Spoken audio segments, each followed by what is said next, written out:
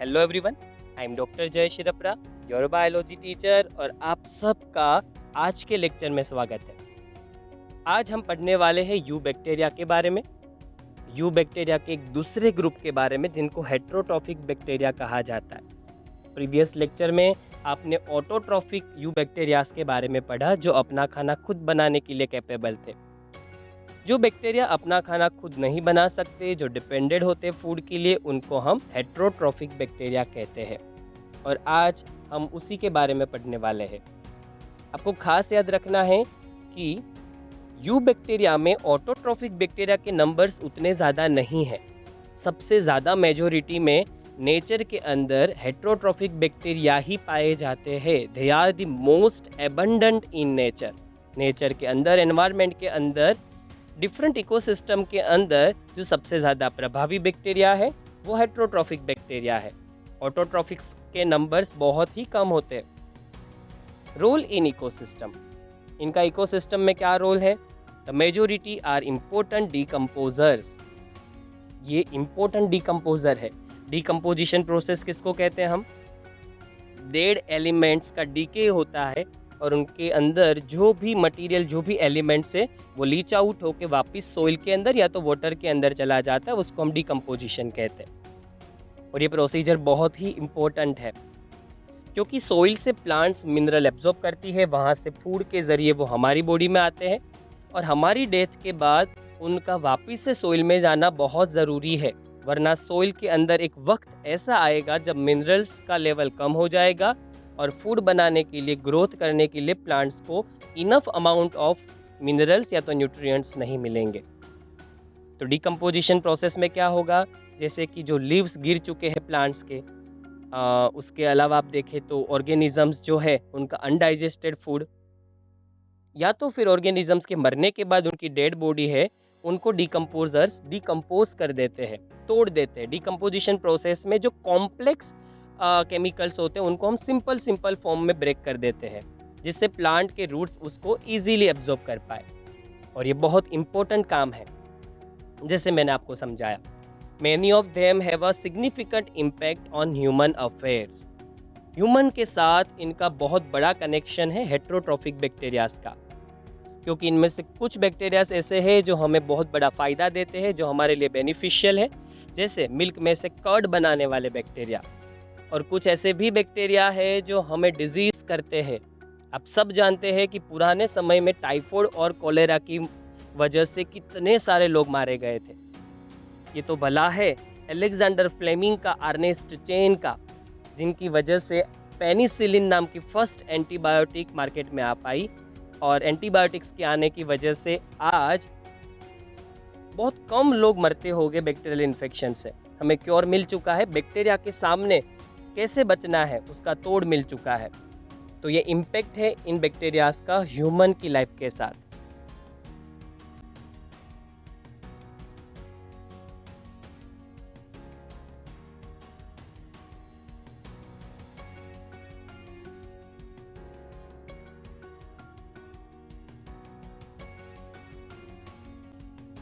सारे bacteria harmful नहीं होते, जैसे सारे स्नेक पॉइजनस नहीं होते।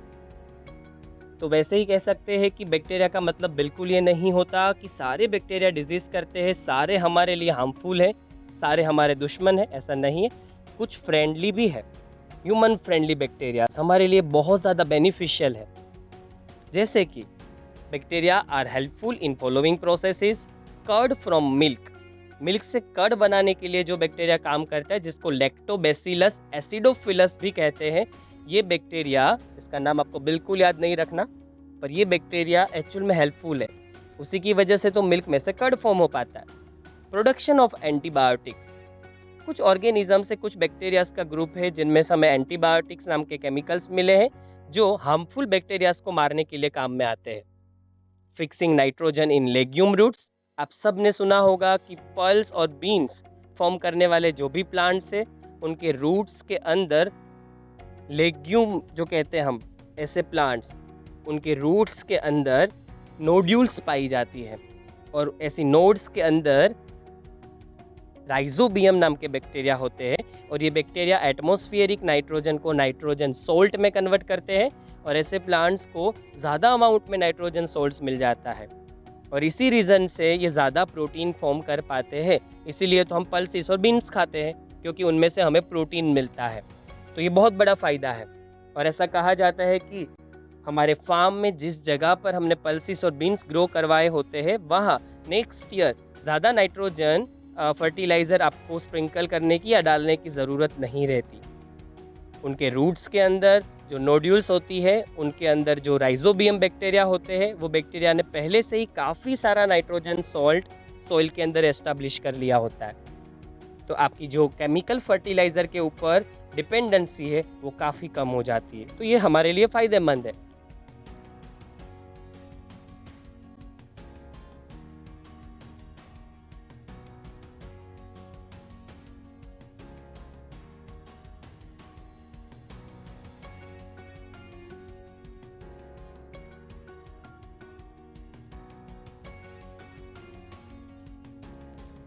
पर सारे बैक्टीरिया बेनिफिशियल रोल प्ले नहीं करते, सारे बैक्टीरिया यूज़फुल नहीं होते।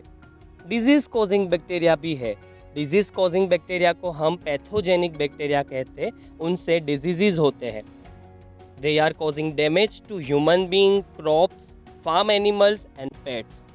सिर्फ ये ह्यूमंस को ही इन्फेक्ट नहीं करते, बैक्टीरिया का जो ग्रुप है वो क्रॉप्स को भी इन्फेक्ट करता है, प्लांट्स में भी इन्फेक्शन करता है, ह्यूमंस में भी इन्फेक्शन करता है, फार्म एनिमल्स जैसे काऊ है, बफेलो है, उनमें भी इन्फेक्शन करता है और पेट्स में भी इन्फेक्शन करता है। कुछ कॉमन डिजीज़ के नाम यहाँ पर दिए हुए हैं, जैसे कि फर्स्ट है कोलेरा। आप सब जानते हैं कोलेरा, टाइफाइड, ये बहुत फेमस बैक्टीरियल डिजीज़ है। टीटेनस, टीटेनस के बारे में शायद आपने नहीं सुना होगा। कई बार आपके पेरेंट्स आपको कहते होंगे जब लोहे की चीज़ आपको लगती है या आपका एक्सीडेंट होता है और स्किन छिल जाती है, ऐसी कंडीशन में कई बार आपके पेरेंट्स ने आपको बोला होगा कि टीटेनस का इंजेक्शन दिलवाने जाना है। कई लोग धनुर का इंजेक्शन भी बोलते हैं उसे लोकल लैंग्वेज में। ये जो इंजेक्शन है वो इसलिए दिलवाया जाता है क्योंकि जो आयरन रस्ट होती है वहाँ और सोइल के अंदर ये बैक्टीरिया मोस्टली पाए जाते हैं और इन बैक्टीरिया के बॉडी में जाने की वजह से जो टॉक्सोइड फॉर्म होता है, ये बैक्टीरिया बॉडी में एंटर होने के बाद टीटेनस टॉक्सोइड नाम के केमिकल्स फॉर्म करते हैं और ये टॉक्सिन सब्सटेंस हमारे मसल्स को कॉन्ट्रैक्ट करवा देते हैं। तो वॉलंटरी मसल्स जो है हमारी व्हील से जो मूव कर सकते हैं, ऐसे मसल्स इनवॉलंटरीली कॉन्ट्रैक्ट हो गए और ऐसे कॉन्ट्रैक्शन से आप देखिए फिगर के अंदर मैंने दिखा रखा है कि बॉडी स्ट्रक्चर किस तरीके से बेंड हो जाता है। और एक फिगर मैंने दिखा रखी है साइट्रस कैंकर। साइट्रस मतलब जो खट्टे फ्रूट्स होते हैं, खास करके लेमन और ऑरेंज है, ऐसे फ्रूट्स के अंदर, ऐसे प्लांट्स के अंदर आप देखिए किस तरीके के डिजीज़ फॉर्म होते हैं बैक्टीरिया की वजह से और इस डिजीज़ को नाम दिया है citrus canker.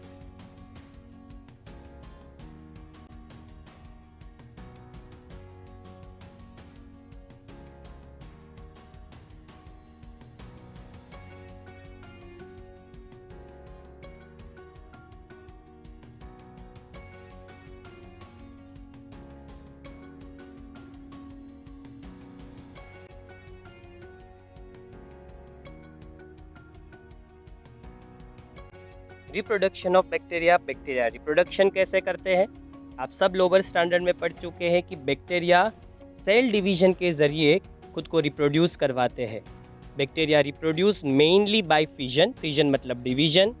Sometimes under unfavourable conditions they produce spores. Bacteria cell division के ज़रिए रिप्रोडक्शन करते हैं। आप फिगर में देख पा रहे, एक सिंगल बैक्टीरिया, एक सिंगल सेल, सेल डिवीजन्स के ज़रिए 2 सेल में कन्वर्ट हो जाता है। उसी को हम सेल डिवीजन या तो बाइनरी फिजन या तो फिर फिजन कहते हैं। बाइनरी फिजन का मतलब है एक सिंगल सेल से 2 सेल्स का फॉर्मेशन। पर कुछ अनफेवरेबल कंडीशंस के अंदर बैक्टीरिया का ऐसा भी ग्रुप है जो स्पोर्स फॉर्म कर लेता है।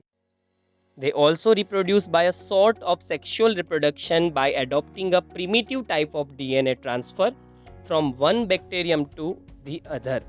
ये थोड़ी यूनिक प्रोसीजर है। मोस्टली लोअर कैटेगरी के ऑर्गेनिज्म सेक्सुअल रिप्रोडक्शन शो नहीं करते और आइडियली आप देखें तो बैक्टीरिया में सेक्सुअल रिप्रोडक्शन पाया ही नहीं जाता। क्योंकि ये मेल गैमेट्स, फीमेल गैमेट्स ऐसा कुछ भी फॉर्म नहीं करते, जिनके फ्यूजन से बाद में जाइगोट भी नहीं बनता। तो सेक्सुअल रिप्रोडक्शन हम जनरली उसे कहते हैं जिसमें मेल और फीमेल गैमेट्स प्रोड्यूस होते हैं, फिर वो फ्यूज होते हैं, फिर कहीं जाइगोट बनता है, पर ऐसा कुछ भी यहाँ नहीं होता। पर एक ऐसी प्रोसीजर बैक्टीरिया में पाई गई जिसमें बैक्टीरिया उनके पास एक प्रिमिटिव डीएनए स्ट्रक्चर होता है जिसको प्लाज्मिड नाम दिया गया है। आपको यहाँ पर ये नाम नहीं शो किया। सर्कुलर डीएनए होता है, प्रिमिटिव डीएनए कहा जाता है। ये बहुत ही पुराना डीएनए होता है और बैक्टीरिया के पास इस डीएनए के अलावा भी एक मेन डीएनए स्ट्रक्चर होता है। ये एक्स्ट्रा डीएनए कॉपीज है। ऐसा कहा जाता है कि ये जो प्लाज्मिड है वो सर्कुलर डीएनए है और वो डीएनए की एक्स्ट्रा कॉपीज है, वो बैक्टीरिया का मेन डीएनए स्ट्रक्चर नहीं है। तो ये जो एक्स्ट्रा कॉपी है या फिर प्रिमिटिव डीएनए टाइप है, उसको बैक्टीरिया डिवाइड होने से पहले ट्रांसफ़र कर लेते हैं। तो दो बैक्टीरिया है, वो डिवीजन करने वाले हैं, उससे पहले अपने प्लाज्मिड को, अपने प्रिमिटिव डीएनए को एक्सचेंज कर लेंगे और एक्सचेंज करने के बाद डिवाइड होंगे। और इस प्रोसीजर को कहीं ना कहीं सेक्सुअल रिप्रोडक्शन के साथ कंपेयर किया गया है, क्योंकि यहाँ जेनेटिक्स में थोड़े से बदलाव आते हैं। क्योंकि एक बैक्टीरिया ऐसा प्रिमिटिव डीएनए एक्सचेंज के जरिए रिसीव करता है जो जनरली उसके पास नहीं था, इसीलिए इन्होंने सेक्सुअल रिप्रोडक्शन वर्ड यूज़ किया है। बाकी बैक्टीरिया के अंदर सेक्सुअल रिप्रोडक्शन नहीं पाया जाता, क्योंकि लोअर ऑर्गेनिजम्स, लोअर कैटेगरी के ऑर्गेनिजम्स सिर्फ और सिर्फ एसेक्सुअल रिप्रोडक्शन ही शो करते हैं, क्योंकि एसेक्सुअल रिप्रोडक्शन काफ़ी सिंपल होता है और काफ़ी इजी होता है परफॉर्म करने के लिए, जबकि सेक्सुअल रिप्रोडक्शन काफ़ी टफ है और कॉम्प्लेक्स प्रोसीजर है, और इतनी कॉम्प्लेक्स प्रोसीजर ऐसे सिंपल ऑर्गेनिजम्स नहीं परफॉर्म कर सकते।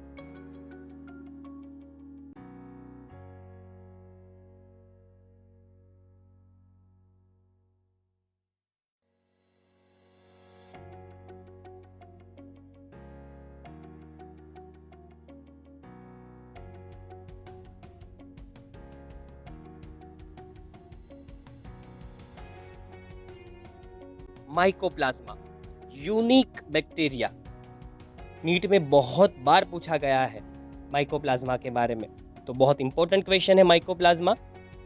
तो mycoplasmas are organisms that completely lack a cell wall. इनके पास सेल वॉल नहीं होती। और ये इतने यूनिक क्यों है, क्यों इसको बार बार पूछा गया है नीट के अंदर? क्योंकि they are the smallest living cells non.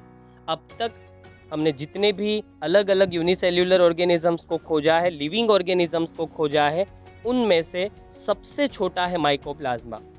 इसलिए कह सकते हैं इसको किताब मिला है भी ये सबसे छोटा लिविंग ऑर्गेनिज्म है। इससे छोटा अब तक और कोई लिविंग ऑर्गेनिज्म हमारे सामने नहीं आया या हमने डिस्कवर नहीं किया। पर यहाँ एक चीज़ आपको खास ध्यान रखनी है, माइकोप्लाज्मा को स्मॉलेस्ट लिविंग ऑर्गेनिज्म तब कह पाएंगे हम जब वायरसेस को या वायरोइड्स को हमने लिविंग की कैटेगरी में क्लासिफाइड नहीं किया, क्योंकि वायरसेस बैक्टीरिया से भी छोटे होते हैं। तो अगर वायरसेस को लिविंग ना गिना जाए तभी माइकोप्लाज्मा सबसे स्मॉलेस्ट ऑर्गेनिज्म है। और दूसरी एक interesting cheese, mycoplasma can survive without oxygen. ये ऑक्सीजन के एब्सेंस में भी जी सकता है, जिंदा रह सकता है। इसको ब्रीथ करने के लिए, रेस्पिरेट करने के लिए ऑक्सीजन नहीं चाहिए। और ऐसे ऑर्गेनिजम्स जो ऑक्सीजन के ज़रिए ज़िंदा नहीं होते, जिनको ऑक्सीजन की ज़रूरत नहीं होती, हम ऐसे ऑर्गेनिजम्स को एनएरोबिक ऑर्गेनिजम्स भी कहते हैं। Many mycoplasma are pathogenic in animals and plants. Mycoplasma के काफ़ी ऐसे मेंबर्स हैं जो डिजीज़ कोजिंग है। ये एनिमल्स और प्लांट्स दोनों में डिजीज़ करते हैं। मैंने प्लांट डिजीज़ यहाँ शो नहीं किया, पर मैंने आपको एक ह्यूमन के अंदर होने वाला डिजीज़ शो किया है, और इस डिजीज़ करने वाले बैक्टीरिया का नाम है माइकोप्लाज्मा न्यूमोनिया। और ये देखो किस तरीके का डिजीज़ करता है। आप ज़्यादा डिटेल में जानना चाहते हैं कि माइकोप्लाज्मा न्यूमोनी कैसा डिजीज़ फॉर्म करता है, तो आप गूगल कर सकते हैं। तो यहाँ तक हमने पढ़ा यू बैक्टीरिया के बारे में। इसके पहले लेक्चर में ऑटोट्रॉफिक ग्रुप्स के बारे में पढ़ा था, और आज हमने पढ़ा हेट्रोट्रॉफिक ग्रुप के बारे में, और उसके साथ साथ रिप्रोडक्शन ऑफ बैक्टीरिया और एक यूनिक बैक्टीरिया के बारे में भी हमने स्टडी किया जो था माइकोप्लाज्मा। आपको खास याद रखना है कि माइकोप्लाज्मा स्मॉलेस्ट लिविंग ऑर्गेनिज्म है।